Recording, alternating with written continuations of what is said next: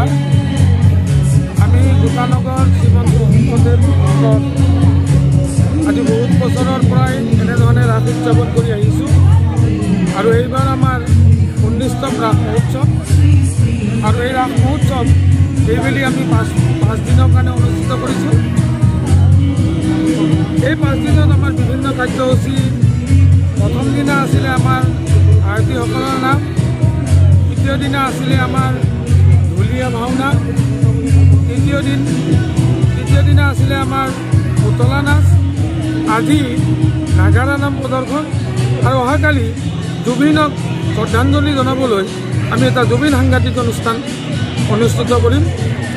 আৰু এইবাৰ ৰাসত যিমান মানুহ হ'ব লাগিছিল সেই ধৰণৰ মানুহ উপস্থিতি আমি পোৱা নাই, কাৰণ জুবিনৰ কাৰণে আৱেগিক হৈ আছে আৰু এই আৱেগটো থকালৈকে হয়তো আমাৰ অনুষ্ঠানবিলাকত এনেধৰণৰ হেমেকা অনুষ্ঠানেই হৈ থাকিব।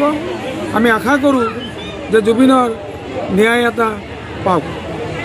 ৰাস মহোৎসৱ আজি পাতিছোঁ, আপোনালোক আহিছে আছাম টিভিৰ পৰা, বহুত ধন্যবাদ। কিন্তু দাদাই কোৱাৰ নিচিনা জুবিনৰ দুখটো বহুত সামৰি আচলতে আমি অনুষ্ঠানবিলাক পাতি গৈছোঁ, সেইটো কাৰণে হয়তো সেৰেঙা হৈছে। কিন্তু তথাপি আমি পাইছোঁ কালি যোৱাকালি যিটো পুতলা নাচ আছিলে অপেট থিয়েটাৰ, তাত যথেষ্ট সংখ্যক মানুহ হৈছিল।